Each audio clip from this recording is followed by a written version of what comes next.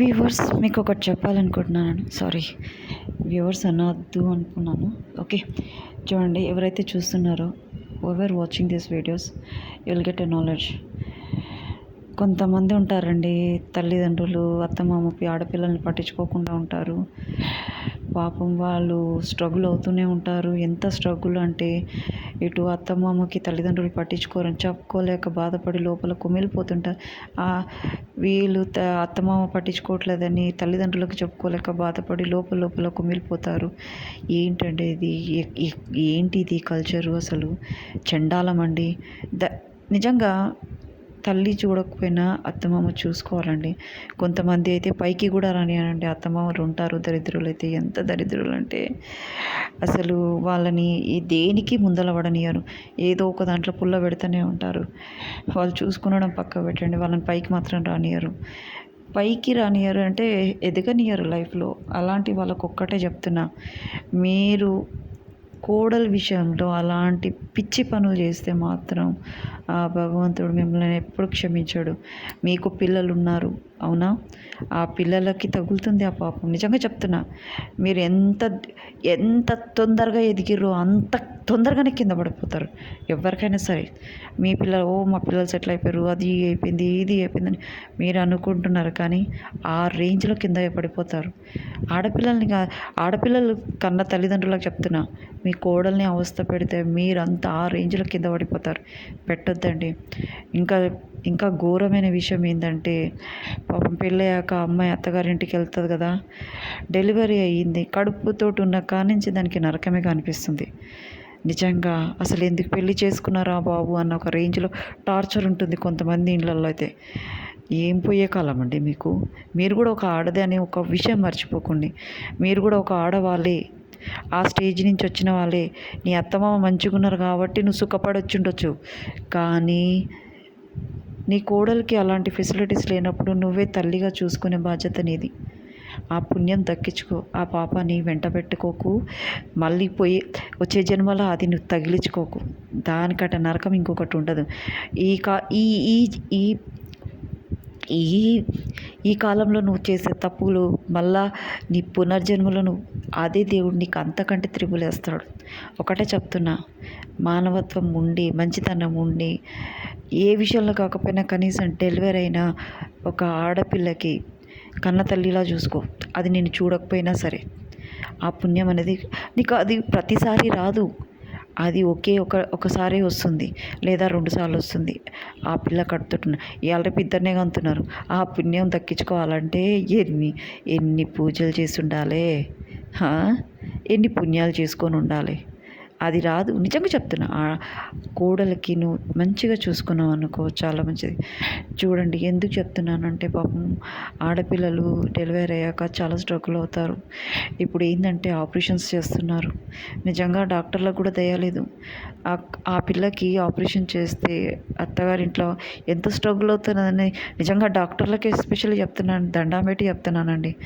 వాళ్ళ పైసల కోసం వాళ్ళు దన్నుకుంటారు, కానీ ఆ అమ్మాయి తర్వాతకి అత్తగారింట్లో ఉంటుంది కదా, హస్బెండ్ తోటి ఏగాలి, అత్తమామతోటి ఏగాలి.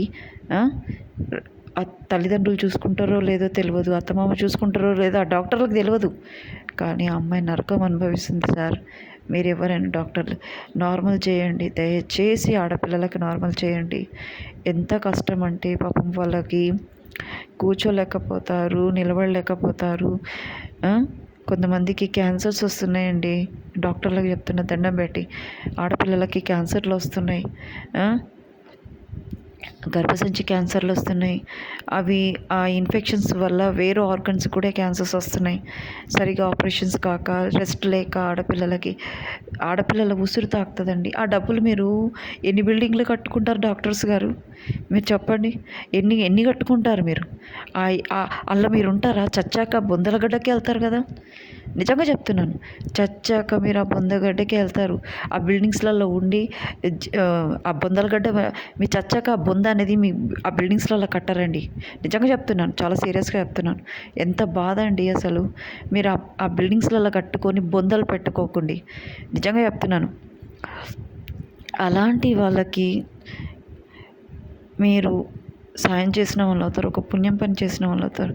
ఆడపిల్లలకి నార్మల్ చేయండి, కేర్ఫుల్గా వాళ్ళని మీ మీ దగ్గరకు వచ్చినప్పుడు మీ పిల్లలని అనుకొని వాళ్ళని జాగ్రత్తగా ఆపరేషన్ నార్మల్ అయితే మ్యాక్సిమం నార్మల్ చేయండి డాక్టర్స్ ప్లీజ్. మీరు దేవుళ్ళు. ఎందుకంటే వాళ్ళ ప్రాణం అనేది మీ చేతిలో పెడతారు. దేవుణ్ణి చూడలేదు కానీ మిమ్మల్ని చూస్తున్నారు. నార్మల్ ప్రజలు మిమ్మల్ని చూస్తున్నారు అంటే మీరు దేవునితోటి సమానం కదా. దేవుడన్నా కనిపించడు కానీ మీరు కనిపిస్తారు అంటే కనిపించే దేవుడు మీరు. అలాంటప్పుడు ఇలా చేయకండి. ఆడపిల్లల్ని కోసి ఆ పైసల కోసం ఆపరేషన్ చేసి బేబీని తీసి ఎందుకండి. మీరు నార్మల్గా చేసి సక్సెస్ఫుల్గా చేయండి. ఇంకొకటి చెప్తున్నాను, మీరు నార్మల్గా చేసి మంచిగా ట్రీట్ చేశారనుకోండి, ఎక్కడెక్కడో నుంచి మీకు పేషెంట్స్ వస్తారండి. మీరు పబ్లిసిటీ చేసుకొని అవసరం లేదు. మా హాస్పిటల్ ఇట్లా అని టీవీలలో చెప్పుకొని అవసరం లేదు. పబ్లికే మీరు పబ్లిసిటీ అండి. ఎందుకు తెలుసా అండి, వాళ్ళు ఏం చేస్తారో తెలుసా, పలానా హాస్పిటల్లో చాలా బాగా చేస్తారండి, నార్మల్ చేస్తారు, ఒక ఫ్యామిలీ మెంబర్ లాగా ట్రీట్ చేస్తారు, ఒక్కరు 10 మందికి చెప్తారు. అలా మీరు పబ్లిసిటీ అవుతారు. నిజంగా చెప్తున్నాను. ఒక్కరు 10 మందికి వెళ్ళి చెప్తారు. ఆ 10 మంది వెళ్ళి కొన్ని వేల మందికి చెప్తారు. ఆ వేల మంది వెళ్ళి కొన్ని కోట్ల మందికి చెప్తారు. మన హాస్పిటల్లో చాలా మంచిగా మనకు అనుకున్న ప్రైస్లోనే మనకి చాలా బాగా చేస్తారండి అని అంటారు. అవునా కదా. పలానా డాక్టర్ మంచివాడండి, చాలా చాలా మంచిగా ట్రీట్ చేస్తారు, పలానా మేడం చాలా మంచిదండి అని చెప్తారు. అలా మీరు చాలా పబ్లిసిటీ అయిపోతారు. పేషెంట్స్ మిమ్మల్ని ఇలా కోట్లు కోట్లు ఖర్చు పెట్టి అడ్వర్టైజ్మెంట్ ఇవ్వని అవసరం లేదు. నిజంగా చెప్తున్నానండి. పేరెంట్సే చెప్తారు, ఆ డెలివరీ అయిన ఆడపిల్లలే చెప్తారు, వాళ్ళ చుట్టాలే చెప్తారు. నిజంగా అంత బాగా వాళ్ళు బాగుంటే మీరు బాగుంటారు. డాక్టర్స్ అయినా సరే, తల్లిదండ్రులైనా సరే, అత్తమామ అయినా సరే. అమ్మాయి పీస్ఫుల్గా ఉంటే ఫస్ట్ థింగ్, ఆ అమ్మాయి మంచిగా పీస్ఫుల్గా ఉందనుకోండి, మీరు పీస్ఫుల్గా ఉండగలుగుతారు, మీ ఫ్యామిలీ పీస్ఫుల్గా ఉండగలుగుతారు. ఆ అమ్మాయి డిస్టర్బ్ ఉండి, హెల్త్ ఇష్యూస్ ఉండి, ఇలా అక్కడ అత్తమామ పబ్లిసిటీ అవుతారు, ఆడపిల్లలు పబ్లిసిటీ అవుతారు. ఎందుకండి. నేను అత్తమామలకు చెప్పేది ఒక్కటే, మీరు మీ కోడల్ని పీస్ఫుల్గా ఉండనివ్వండి.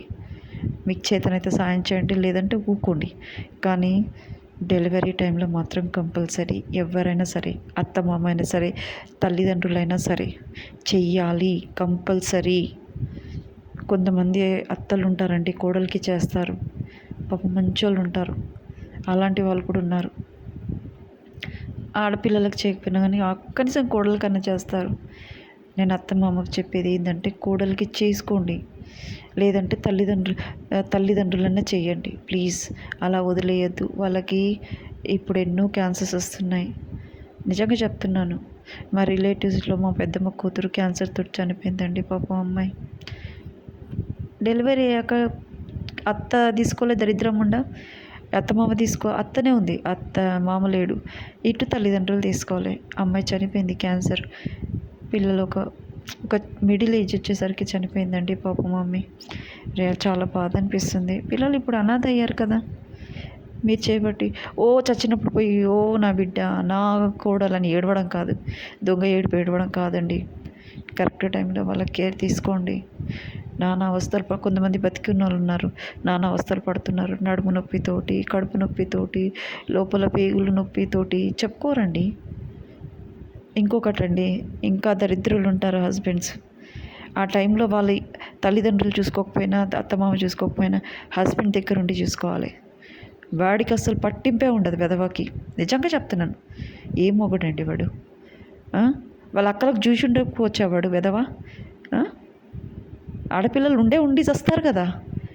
మళ్ళీ ఆ అమ్మాయికి ఎంత టేక్ కేర్ తీసుకున్నారు, మరి నా భార్యకి నేను ఎంత టేక్ కేర్ తీసుకోవాలని ఆలోచన లేదా విధవకి. ఇంక ఇట్లనే హాస్పిటల్కి ఏముంది, హాస్పిటల్ తీసుకెళ్తాడు, పైసలు పడేస్తాడు, ట్రీట్మెంట్ ఇప్పిస్తాడు. తీసుకోవాలి కదా, 5 నెలల వరకు రెస్ట్ ఇవ్వాలి కదా ఆడపిల్లకి, తన భార్యకి ఇవ్వాలి కదా. ఇవ్వరండి. వాడు ఆలోచించాడు, వాడి ఫ్యామిలీ గురించి ఆలోచించుకుంటాడు, లేకపోతే మంది గురించి ఆలోచిస్తాడు. కొంతమంది విధవలు ఉంటారండి నిజంగా.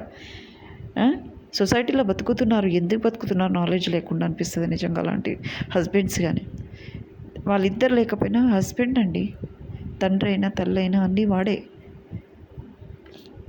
ఇంకా టార్చర్ పెట్టే విధవలకైతే చెప్పు తీసుకొనే కొట్టాలండి నిజంగా. భార్యలను టార్చర్ పెట్టి తల్లిగారి ఇంటికాడ ఉంచడము, దాన్ని సతాయించడము, లేనిపోని అనడం, అలాంటి విధవలకైతే నేను తప్పు. భార్యకి ఇంత తప్పు చేస్తే తెగ ఫీల్ అయిపోతారు, ఇది ఆడిది కాదు అని చెప్పేసి పబ్లిసిటీ చేస్తారా? మరి మీరు చేసేది ఏంటి? హస్బెండ్స్కి చెప్పేది ఒక్కటే, మీరు మంచిగా ఉండండి, మీ భార్యలు మంచిగా ఉంటారు. మీరు చేసే తప్పులకి వేరే వాళ్ళు రియాక్ట్ అయ్యి పాడవుతున్నారు మీ వల్ల. హస్బెండ్స్ మంచి లేని వాళ్ళ గురించి చెప్తున్నానండి. వీళ్ళు ఇలా చేస్తారని చెప్పి ధైర్యంగా ఉన్న అమ్మాయిలు ఏం చేస్తారంటే తప్పుల మీద తప్పులు చేసుకుంటూ వెళ్ళిపోతారు. మీ వల్ల వేరే వాళ్ళు రియాక్ట్ అవుతున్నారు, చేంజెస్ అవుతున్నారు. చెయ్యొద్దు. ఒక్కటే చెప్తున్నాను, దట్ ఈజ్ నాట్ ఫెయిర్. నిజంగా చెప్తున్నాను, చాలా తప్పండి. చేయకూడదు, అలాంటి తప్పులు చేయకూడదు. నేనైతే చెప్తున్నాను. Thank you to everyone.